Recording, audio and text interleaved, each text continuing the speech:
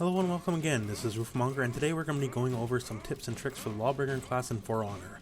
Now, I have made a general guide for this class in the past, which you can check out on my channel, which details their overall game plan and some of their guaranteed damage situations. But for the purpose of this video, it's to be showing off some of the more in-depth layers of his gameplay. And so that said, let's start off with a fairly simple tactic. Alright, so first up here we have a very simple run mix-up. Lawbringer has the running charge, everyone knows it, and to beat it you just block left. Beats it every time, easy peasy. So once you're trained to block left on the running attack, you can instead just run up and try to throw them. And my personal experience, it gets everyone the first time anyways. Not successive times necessarily, but the first time.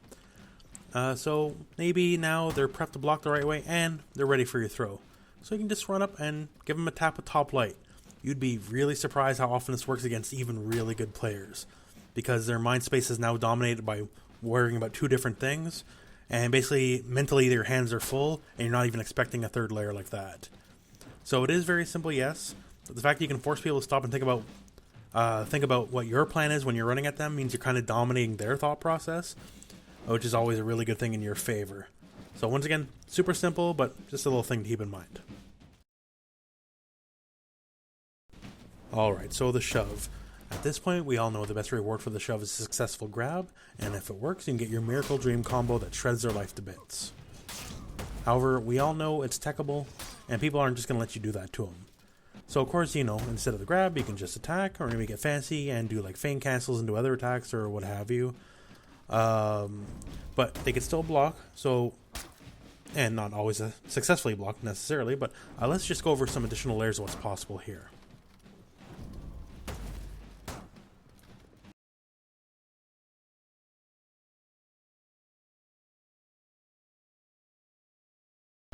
So one thing to remember off the shove is you get the unblockable throw. Now I know you're saying, well yeah, can't you just dodge it? And yeah, you can dodge it, of course. And it's kind of the point that you want them to dodge it. See, the first time you can bamboozle them and you might actually get the unblockable off, but you're probably not going to get any successive ones. But the idea is you will establish this is happening, that you're willing to do it. So the key here is to turn the reactive dodge into an anticipatory one. So you can have them start dodging before, you know, the unblockable even comes out. And once that's the case, and they start dodging, guard breaks are free again. You can start guard break off shove again, because you can't tech a guard break while you're dodging. It's just one layer of the thought process, so you can apply it to train your opponent doing what you want. That said, I don't really recommend it against classes that have dodge attacks, because they'll just beat both options and you just get pooped on. Next up in line of the shove thought process is, what about the people who just want to roll out and not even play any version of the mix-up? As you know, rolling out is basically free, right? Lawbringer is much too slow, but no, friends, Lawbringer can actually deal with this as well.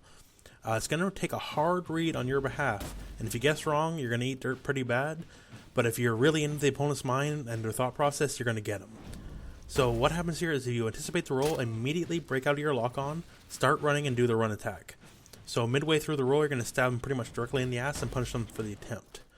Now I must say, if their guard is left resting at their left, they still get a block even though they're in the middle of the roll, which doesn't really make much sense, but that's what it is. But most importantly to keep in mind is the classes most likely to roll are the assassins, and they cannot keep a resting guard, so this is guaranteed against the assassin classes.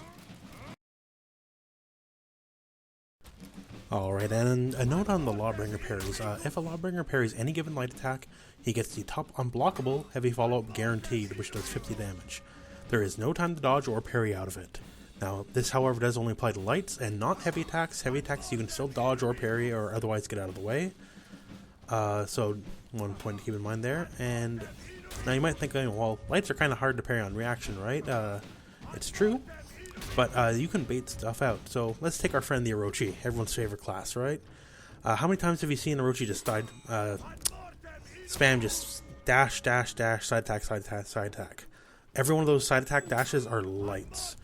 So say you feint, wait for them to do the dash attack, you parry the side they're dashing, and then you have the guaranteed top unblockable heavy and you melt just under half their life for being predictable. You can do this against any of the classes that like the dash attack, except for the Peacekeeper, because their dash attack is a heavy and not a light, so they'll still get the dodge out. But it's one thing to keep in mind, as it's a fairly big part of their arsenal. Anyways, I hope this video is of help to you. It's just a taste of some of the more advanced thought process you can apply to your class, and what you can apply to your own game plan. See you next time, and remember to go out and fight for honor.